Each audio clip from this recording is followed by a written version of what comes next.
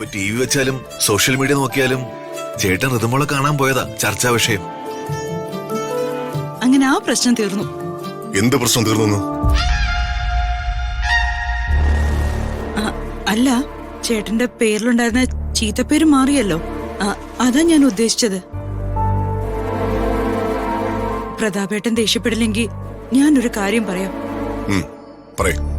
ഋതുമോളെ ചേട്ടനൊന്ന് കാണാൻ ചെന്നപ്പോ ഇത്രയും പോസിറ്റീവായിട്ടാണ് അഭിനന്ദനങ്ങളും വാർത്തകളും വന്നെങ്കിൽ ഋതുമോളെ കൂടെ രാജുവിനെയും കൂടെ ഒന്ന് ഇങ്ങോട്ട് ക്ഷണിച്ച എല്ലാവർക്കും സന്തോഷാവും. ചിലർക്കൊക്കെ 100% ഉറപ്പും വരും. എന്തുറപ്പ്? അത് ചേട്ടാ, എന്നെ ഫോൺ ചെയ്ത 1-2 പേര് ചോദിച്ചു, ഇമേജ് തിരിച്ചുപിടിക്കാൻ വേണ്ടി പേരിന് ഒന്നും മകളെ കാണാൻ പോയതല്ലേ ചേട്ടനെന്ന്. അതങ്ങനെയല്ലാന്ന് മറ്റുള്ളവരെ നമുക്ക് ബോധിപ്പിക്കണ്ടേ? അതെ ചേട്ടാ, യാമിനി പറഞ്ഞാൽ ശരിയാ. ഇന്നത്തെ കാലത്ത് എല്ലാവർക്കും എന്താ വേണ്ടത്? സംസാരിക്കാനും ഷെയർ ചെയ്യാനും ചൂടുള്ളൊരു വാർത്ത വേണം. 1-2 തവണ അവരിങ്ങോട്ടും വന്ന് നമ്മൾ അങ്ങോട്ടും പോയി നിന്നാ പിന്നെ ആളുകളും മീഡിയകളും ഒന്നും ഇക്കാര്യത്തിൽ വലിയ പ്രിയം കാണിക്കില്ല. അവരൊക്കെ മറ്റെന്തെങ്കിലും വാർത്തകളുടെ പിന്നാലെ വെക്കോളും. അങ്ങനെ ഒരു സബ്ജക്ട് വിട്ടില്ലെങ്കിലോ?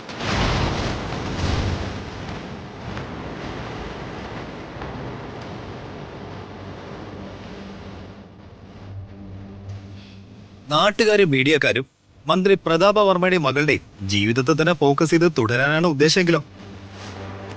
ചെറിയമ്മ വെറുതെ ഓരോന്ന് പറഞ്ഞെന്തിനാ അമ്മാനെ കൺഫ്യൂസ് ആക്കുന്നത്? അവൾ ഈ കുടുംബത്തോട് ചെയ്തതൊക്കെ ഇത്ര പെട്ടെന്ന് നിങ്ങൾക്ക് എങ്ങനെ മറക്കാൻ പറ്റുന്നേ? ദീപകേ, നീ മിണ്ടാതിരിക്കേ. അമ്മേ, ഞാൻ മിണ്ടാതിരിക്കാൻ. പ്രതാപ, ശേഖരൻ പറഞ്ഞതിനെ കുറിച്ച് എന്താ നിന്റെ അഭിപ്രായം?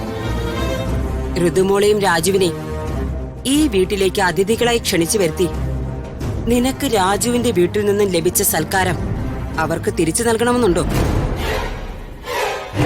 എന്താ ചേച്ചിയുടെ അഭിപ്രായം? ഋതുമോളോടുള്ള സ്നേഹം കൊണ്ടാണ് ഞാനത് പറയുന്നതെന്ന് നീ വിചാരിക്കരുത്. ഋതുമോളെയും രാജുവിനെയും ഈ വീട്ടിലേക്ക് ക്ഷണിക്കണം. അവർക്ക് നൽകേണ്ട മര്യാദ നൽകി അവരെ ക്ഷണിക്കണം, സൽക്കരിക്കണം. അതും വാർത്തയാവട്ടെ, സംസാര വിഷയമാവട്ടെ.